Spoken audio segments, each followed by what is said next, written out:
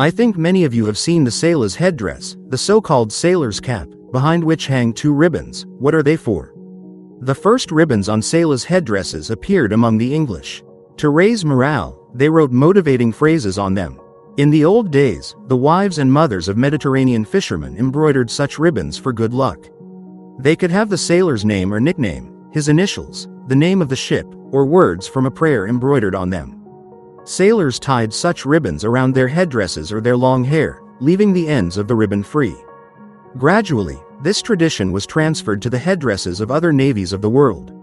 In 1811, the sailor's cap was introduced as an everyday headdress in the Russian Imperial Army and Navy.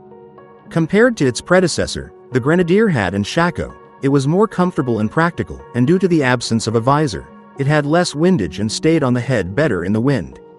For example, here is Taras Shevchenko in a sailor's cap. In 1847, he served in a line battalion of the Russian Imperial Army.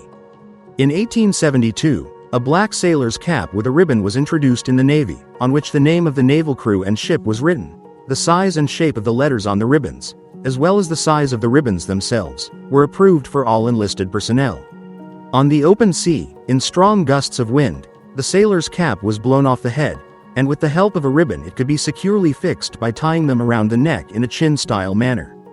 In July 1878, in honor of the defense of Sevastopol, the sailors of the Black Sea Cruise were awarded orange and black St. George ribbons, which bore the inscription, "Guards Crew." The black color of the ribbon signified gunpowder smoke, and the orange color signified fire. Such ribbons were awards and were given only to those sailors who had accomplished some kind of feat in service.